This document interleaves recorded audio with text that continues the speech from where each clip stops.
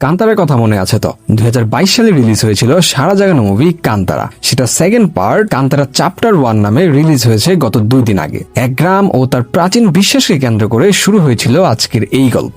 বহু আগে এক রাজা বন দেবতা পাঞ্জলিকে অসংখ্য জমি সমর্পণ করেছিল আর প্রতিশ্রুতি দিয়েছিল রাজবংশের কেউ আর এই জমি ফেরত চাইবে না। কিন্তু পরবর্তীতে রাজার উত্তরসূরিরা লোভ থেকে যখন সেই জমি দখল করার চেষ্টা করে তখনই নেমে আসে দেবতার রসানল। সেই সময় দখলের হাত থেকে গ্রামকে রক্ষা করতে এগিয়ে আসে গ্রামের এক বেপরোয়া যুবক শিবা, যার বাবা অনেক আগেই দৈবিক ভূতাকলা নৃত্য করতে গিয়ে হারিয়ে গিয়েছিলেন। গ্রাম রক্ষা করতে গিয়ে শিবা মেতে উঠেছিল দৈবিক ভূতাকলা নৃত্যে, আর নৃত্য চলাকালীন শিবার শরীরে ভর করেছিল দেবতার শক্তি। সেই শক্তির সাহায্যেই শিবার সমস্ত অপশক্তিকে পরাজিত করে গ্রামকে রক্ষা করেছিল। কিন্তু এক অদ্ভুত কারণে নৃত্য করতে করতে শিবাও অদৃশ্য হয়ে যায়। শিবার এই অদৃশ্য হওয়ার পিছনে আছে এক রহস্যময় ইতিহাস। কি সেই ইতিহাস তাই জানবো আজকের এই ভিডিওতে। তাহলে চলুন কথা না বাড়িয়ে শুরু করা যাক আজকের এই মুভির এক্সপ্লেনেশন। আর হ্যাঁ, সাথে আছি আমি উল্লাস। চ্যাপ্টার 1 শুরু হয় সেই জায়গা থেকে যেখানে কান্তারা মুভি শেষ হয়েছিল। এখানে আমরা শিবার ছেলেকে দেখতে পাই। শিবার ছেলে সেই স্থানে দাঁড়িয়ে আছে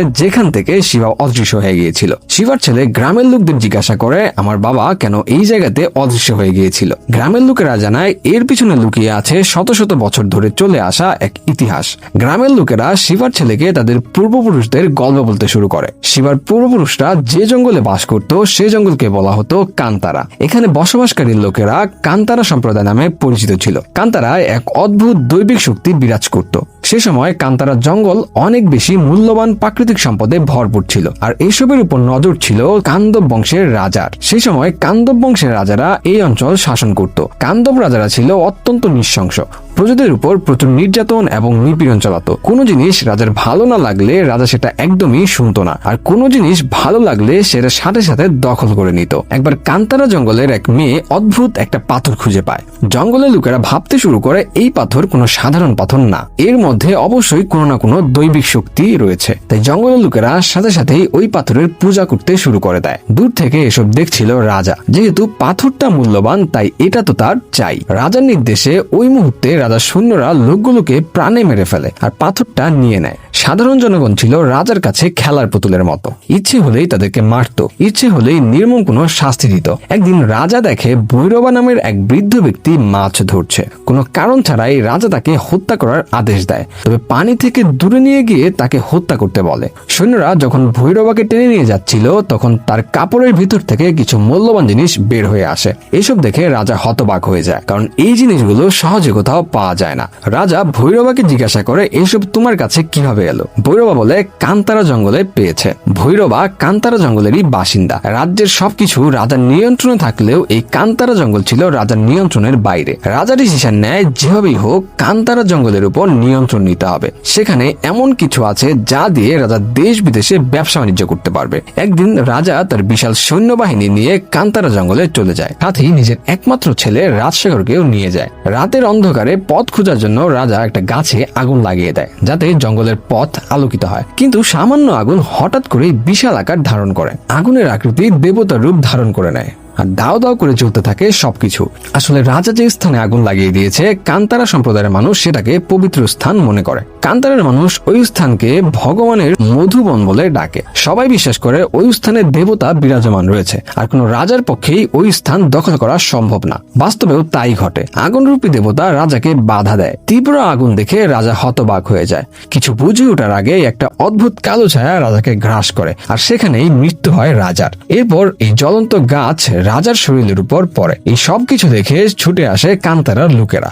রাজার মৃত্যু হলেও তার ছেলে রাজশেখর জীবিত ছিল। সে ভয়ে জঙ্গলের পথে এদিক ওদিক ছুটাছুটি করতে থাকে। এক পর্যায়ে সে নদীর তীরে গিয়ে সেন্স হারিয়ে ফেলে। নদীতে ভাসতে ভাসতে রাজশেখর জঙ্গলের আদিবাসী কার্পা সম্প্রদায়ের কাছে গিয়ে পৌঁছায়। কান্তার লোকদের যেমন দৈবিক শক্তি আছে তেমনি কার্পা সম্প্রদায়ের কাছে আছে অনেক কালো জাদুর শক্তি। কার্পা সম্প্রদায় বহুবার কান্তারার দেবতাদের নিয়ন্ত্রণ করার চেষ্টা করেছে, কিন্তু প্রতিবারই তারা ব্যর্থ হয়েছে।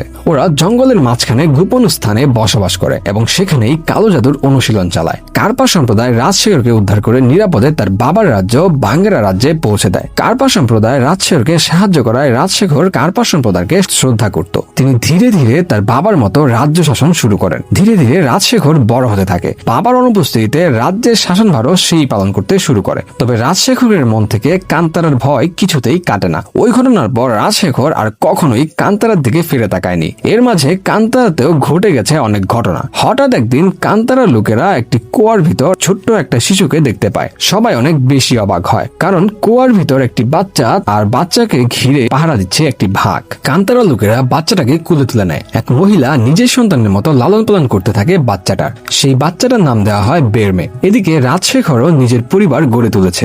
রাজশেখরের বড় ছেলে কুলশেখরের জন্মের কিছু বছর পর রাজশেখরের স্ত্রী একটা কন্যা সন্তান জন্ম দেয়। তার নাম দেওয়া হয় কনকবতী। কিন্তু কনকবতী পঙ্গু হয়ে জন্ম নেয়। চিন্তিত রাজশেখর মেয়েকে সুস্থ করতে সাহায্য নেয় কার্পাস আদিবাসীর। যেহেতু তারা বিভিন্ন তন্ত্রবিদ্যায় পারদর্শী, তাই এমন সমস্যা ঠিক করা তাদের জন্য অনেক সহজ ছিল। কার্পা সম্প্রদায়ের এক মহিলা কনকবতীকে নিজের বুকের দুধ পান করায়, আর এতেই ধীরে ধীরে সুস্থ এবং স্বাভাবিক হয়ে ওঠে কনকবতী। ধীরে ধীরে কুলশেখর এবং কনকবতী বড় হতে থাকে। রাজশেখর সবসময় তাদেরকে একটাই কথা শেখায়, কান্তারা অনেক ভয়ানক জায়গা, ভুলেও কেউ যেন সেখানে না যায়। আর বাবার মুখে কান্তারার কথা শুনতে শুনতে কুলশেখরের মনে কান্তারা নিয়ে কৌতূহল জন্মাতে থাকে। কুলশেখর প্রাপ্তবয়স্ক হওয়ার পর রাজশেখর তার সিংহাসন কুলশেখরের হাতে তুলে দেয়। কিন্তু কুলশেখরের মধ্যে রাজা হওয়ার মতো কোনো গুণই ছিল না। কুলশেখর স্বভাবে ছিল রাজশেখরের একদম বিপরীত। সে তার দাদার মতো অত্যন্ত হিংস্র এবং অহংকারী। সে মানুষকে মানুষ বলে মনে করত না। তবুও রাজশেখর পুরো রাজ্য কুলশেখরের হাতে তুলে দেয়, শুধুমাত্র কান্তারা থেকে দূরে থাকতে বলে। কারণ কান্তারায় রাজশেখর তার বাবাকে হারিয়েছে, তাই সে চায় না একই স্থানে গিয়ে তার সন্তানের কোনো ক্ষতি হোক। কিন্তু রাজ্যের দায়িত্ব পেয়ে কুলশেখর আরো বেশি উগ্র হয়ে ওঠে। বাবার নিষেধ অমান্য করে সে কিছু সৈন্যবাহিনী নিয়ে চলে যায় কান্তারার জঙ্গলে। সাথে যায় কুলশেখরের মন্ত্রী যুগেন্দর। কুলশেখরের সাথে যুগেন্দরের সম্পর্ক বন্ধুত্বপূর্ণ। সে কুলশেখরের সমস্ত অপকর্মের সাথী। প্রথমে সবকিছু স্বাভাবিক মনে হলেও কুলশেখর জঙ্গলের যত গভীরে যায় জঙ্গলের পরিবেশ তত বদলাতে থাকে। গভীর জঙ্গলে ঢোকার পর কুলশেখর জঙ্গলে প্রাণী শিকার করতে শুরু করে। ঠিক তখনই অদৃশ্য এক শক্তি ওদেরকে বাধা দিতে শুরু করে। এসব দেখে কুলশেখর এবং যুগেন্দর সৈন্যবাহিনীদেরকে রেখে পালিয়ে যায়। আসলে কোনো অদৃশ্য শক্তি না, কুলশেখরের সৈন্যদের উপর হামলা করেছে কান্তারার লোকেরাই। ওরা নিজেদের লুকিয়ে রেখে শত্রুদের প্রতিরোধ করার কৌশল সম্পর্কে জানে, আর এ কারণেই ওদের হঠাৎ হামলা ভৌতিক মনে হয়। কান্তারার লোকেরা কুলশেখরের সৈন্যদের একে একে মারতে থাকে। এখানে আমরা বেরমেকেও দেখতে পাই। বেরমে কান্তারাবাসীদের নেতৃত্ব দিচ্ছিল। কান্তারাবাসীদের হামলায় কিছু সৈন্য মারা যায় আর কিছু পালিয়ে যায়। শুধুমাত্র চেন্না নামের এক সৈন্যকে তারা জীবিত অবস্থায় গ্রামের ভিতরে নিয়ে যায়। ওই সৈন্যকে দেখে কান্তার প্রধান জানতে চায় একে কোথা থেকে ধরেছ। বেরমে প্রধানকে সবকিছু জানায় এবং এটাও জানায় যে ওই সৈন্যের সাথে আরো অসংখ্য সৈন্য ছিল। প্রধানের মুখ একটু ফ্যাকাশে হয়ে যায়। সে বুঝতে পারে রাজার লোকেরা এসেছিল। কান্তারার প্রধান সবাইকে সাবধান করে বলে বহু বছর পর আবারও কোনো রাজার নজর পড়েছে কান্তারার দিকে। প্রধান কান্তারাবাসীদের জঙ্গলের সীমান্তে পাহারা দেওয়ার নির্দেশ দেয়, যাতে বাইরে থেকে কেউ জঙ্গলের ভিতরে প্রবেশ করতে না পারে। রাজার লোকেরা যদি এভাবে কান্তারায় প্রবেশ করতে থাকে তাহলে একদিন কান্তারাবাসীদের বিপদে পড়তে হবে। কিন্তু বেরমে প্রধানের কথায় একমত হতে পারে না। যদিও সে সরাসরি প্রধানকে কিছু বলে না, তবে সে নিজের বন্ধুদের সামনে বলে, যারা আমাদের দেখে ভয়ে লেজ গুটিয়ে পালিয়ে গেছে তাদেরকে এত ভয় পাওয়ার কি প্রয়োজন? আমার তো মনে হয় আমাদের উচিত ওদের রাজ্যে গিয়ে একবার ঘুরে আসা। ওরা যদি আমাদের কান্তারায় প্রবেশ করতে পারে তাহলে আমরা কেন ওদের ওখানে যেতে পারবো না? আমাদের দেখা উচিত কি আছে ওদের রাজ্যে। এরপর বেরমে তার বন্ধুদের সাথে নিয়ে ওই সৈন্য অর্থাৎ চেন্নার কাছে যায়। বেরমে প্রথমে চেন্নাকে ভয় দেখানোর জন্য তাকে হত্যা করার অভিনয় করে। চেন্না ভয় পেয়ে বেরমের কাছে ক্ষমা চায়। এখানে কান্তারাবাসীরা সৈন্যদের নিয়ে আসা অস্ত্রগুলো খুব মনোযোগ দিয়ে দেখছিল। তারা এর আগে এমন অস্ত্র কখনোই দেখেনি। একজন জিজ্ঞাসা করে এগুলো কোন পাথর দিয়ে তৈরি করা হয়েছে। চেন্না বলে এগুলো লোহা থেকে তৈরি করা হয়েছে। সবাই অনেক অবাক হয়, কারণ ওরা কখনোই লোহার তৈরি ধারালো অস্ত্র দেখেনি। বেরমে চেন্নাকে বলে, আমাদের তোমাদের রাজ্যে নিয়ে চলো, আমরা দেখতে চাই তোমরা কতটা এগিয়ে গেছো। চেন্না বলে, আমি তোমাদেরকে নিয়ে গেলে ওরা আমাকে প্রাণে মেরে ফেলবে। বেরমে বলে, তুমি নাও, আমরা তোমাকে নিয়ে যাব, তোমার কোনো ক্ষতি হবে না। চেন্নার এখন দুই দিকে বিপদ, তাই সে তার কথায় রাজি হয়ে যায়। বেরমে আর তার সাথীরা কুলশেখরের সৈন্যদের পোশাক পরে নেয়, যাতে বাঙ্গারা রাজ্যের লোকেরা তাদেরকে নিয়ে নিজেদের সৈন্য মনে করে সহজে রাজ্যে প্রবেশ করতে দেয়। এরপর চেন্নার সাহায্যে বেরমে ও তার সঙ্গীরা বাঙ্গারা রাজ্যে পৌঁছায়। বেরমে ও তার সাথীরা বিশাল রাজপ্রাসাদ আর প্রাসাদের অভিজাত্য দেখে খুব হতবাক হয়। অন্যদিকে কুলশেখরের আজ প্রথম রাজসভা। সবাই কুলশেখরের জন্য অপেক্ষা করছিল, কিন্তু কুলশেখর নিজের অন্দরমহলে মদ পান করে মেয়ে নিয়ে ফুর্তি করছিল। কোন রকম চোখ মুখ ধুয়ে সে রাজসভা সবাই চলে যায়, কিন্তু তার নেশার ঘোর এখনো কাটেনি। সে অসংলগ্ন আচরণ করতে শুরু করে, যা দেখে সবাই ভুলে যায় কুলশেখর সারা রাত নেশা করেছে। অন্যদিকে বেরমে ও তার সাথীরা তখনও রাজপ্রাসাদের আশেপাশে ঘুরে বেড়াচ্ছিল। রাজপ্রাসাদের বাইরে বিশাল মন্দির তৈরির কাজ চলছে। সেই কাজ পরিদর্শন করতে আসে রাজশেখরের মেয়ে কনকবতী। বেরমে আর তার সাথীরা প্রথমবার কোনো রাজকুমারীকে দেখতে পায়। প্রথম দেখাতেই রাজকুমারীর সৌন্দর্যে বিমোহিত হয়ে যায় বেরমে। কনকবতী মূর্তি তৈরির কাজ শুরু করতে বলে, কিন্তু মূর্তি তৈরি করার জন্য পাথরে আঘাত করা মাত্র এক টুকরো পাথর ছিটকে গিয়ে এক বিশাল মৌচাকে আঘাত করে। সাথে সাথেই চাকের সমস্ত মৌমাছি উঠতে শুরু করে। সবাই আতঙ্কে ছুটাছুটি করতে শুরু করে। তখন বেরমে একটা পর্দা দিয়ে কনকবতীকে ঢেকে দেয়। এতে করে কনকবতী মৌমাছি থেকে রক্ষা পায়। কনকবতী বেরমের পরিচয় জানতে চাইলে বেরমের সাথীরা কৌশলে বেরমেকে সেখান থেকে সরিয়ে নেয়। তারপর ওরা ঘুরতে ঘুরতে বাজারে চলে যায়, কিন্তু বেরমের সাথীরা খেয়াল করে বাজারে এমন কিছু উপকরণ বিক্রি করা হচ্ছে যেগুলো শুধুমাত্র কান্তারার জঙ্গলেই পাওয়া যায়। ওরা আরো খেয়াল করে রাজ্যের মানুষ অনেক দাম দিয়ে সেসব জিনিসপত্র কিনে নিচ্ছে। যেহেতু এগুলো কান্তারার জিনিস, বেরমের সঙ্গীরা রাজ্যের লোকদের কাছ থেকে সেগুলো কিনে নিতে শুরু করে। ফলে রাজ্যের লোক তাদেরকে চোর মনে করে ধরে ফেলে। কিছুক্ষণের মধ্যেই রাজ্যের লোকেরা বুঝতে পারে বেরমে ও তার সঙ্গীরা রাজ্যের কোনো সৈন্য না, বরং তারা বাইরে থেকে এসেছে। বেরমে তার সঙ্গীদের নিয়ে পালিয়ে যাওয়ার চেষ্টা করে, কিন্তু বাঙ্গারা রাজ্যের সৈন্যরা বেরমে ও তার সঙ্গীদের ধরার জন্য সর্বোচ্চ চেষ্টা করতে থাকে। এক পর্যায়ে বেরমে ও তার সঙ্গীরা পাহাড়ের একদম কিনারায় চলে যায়, যার ফলে সৈন্যরা তাদের সবাইকে ধরে ফেলে। সৈন্যরা ওদেরকে রাজসভায় নিয়ে যায়। কুলশেখরকে সমস্ত ঘটনা জানানোর পর বেরমের কাছে তার নাম পরিচয় জানতে চায়। বেরমে বিনা দ্বিধায় বলে, আমরা কান্তারা থেকে এসেছি।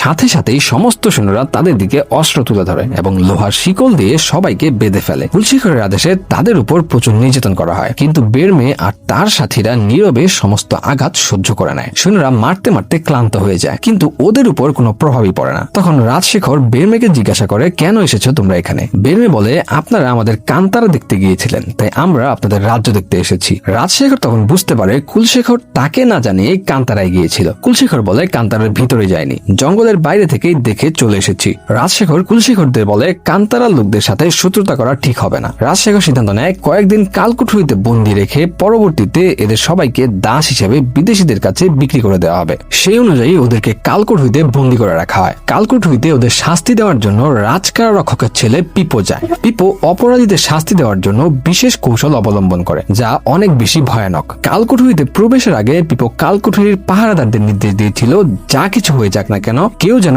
কালকুঠুরির ভিতরে প্রবেশ না করে। এরপর পিপো কালকুঠুরিতে ঢুকে বেরমে ও তার সাথীদের বিভিন্নভাবে হুমকি দিতে শুরু করে। কিন্তু পিপো যখন জানতে পারে তারা আসলে কান্তারা থেকে এসেছে, তখন পিপোর দম বন্ধ হয়ে আসে। যতটা জোশ নিয়ে সে কালকুঠুরিতে প্রবেশ করেছিল, তার থেকে কয়েক গুণ দ্রুত গতিতে সে কালকুঠুরি থেকে বের হতে চায়, কিন্তু তার নির্দেশেই প্রহরীরা কালকুঠুরির বাইরে থেকে তালা লাগিয়ে দিয়েছিল, তাই সে বের হতে পারে না। এরপর পিপো চিৎকার চেঁচামেচি শুরু করলে প্রহরীরা এসে তাকে বের করে, কিন্তু পিপোর সাথী কালকুঠুরির ভিতরেই রয়ে যায়। সেও কান্তারাবাসীদেরকে দেখে অনেক ভয় পায়। তবে বেরমের সাথীরা তাকে সাহস দিয়ে তার সঙ্গে বন্ধুত্ব করে ফেলে। বেরমে কালকুঠুরির ছোট্ট জানালা দিয়ে দেখতে পায় নদী তীরে একটা অদ্ভুত জায়গা। সে পিপোর সাথীকে এ ব্যাপারে জিজ্ঞাসা করে। পিপোর সাথী জানায় ওটা নদী বন্দর, ব্যবসা বাণিজ্য করার জন্য এটা ব্যবহৃত হয়। জায়গাটা ভালোভাবে দেখার ইচ্ছা হয় বেরমের, তাই সে কালকুঠুরির দরজা ভেঙে ফেলে। ঠিক তখনই আবার পিপো চলে আসে, তাই বেরমে আবারও দরজাটা বন্ধ করে দেয় যাতে রাজার কানে খবর না পৌঁছায়। এরপর বেরমে পিপোর কাছে গিয়ে কান্তারা জঙ্গলের কিছু নেশা জাতীয় লতাপাতা দেয়। জঙ্গলের এইসব নেশা জাতীয় উপাদান অত্যন্ত শক্তিশালী নেশা তৈরি করে, যেগুলো সেবন করার পর পিপো ও বাকি সৈন্যরা সম্পূর্ণভাবে নেশাগ্রস্ত হয়ে যায়। এরপর বেরমে পিপোর সঙ্গীকে বলে তাকে নদী বন্দরটা ঘুরে দেখাতে। নেশাগ্রস্ত পিপো বেরমে ও তার সাথীদের নিয়ে নদী বন্দর দেখায় এবং জানায় কিভাবে এখানে ব্যবসা বাণিজ্য করা হয়। পান্দারা রাজ্যের নদী বন্দর দেখে বেরমে বুঝতে পারে যে মূল্যবান জিনিসগুলো কান্তারায় আছে, সেগুলো যদি বাঙ্গারা বন্দরে বিক্রি করা যায় তাহলে কান্তারাবাসীর কোনো অভাব অনটন থাকবে না, তারাও রাজ্যের লোকদের সাথে তাল মিলিয়ে এগোতে পারবে। এরপর বেরমে ও তার সঙ্গীরা নেশাগ্রস্ত পিপো আর প্রহরীদের কালকুঠুরিতে আটকে রেখে পালিয়ে যায়।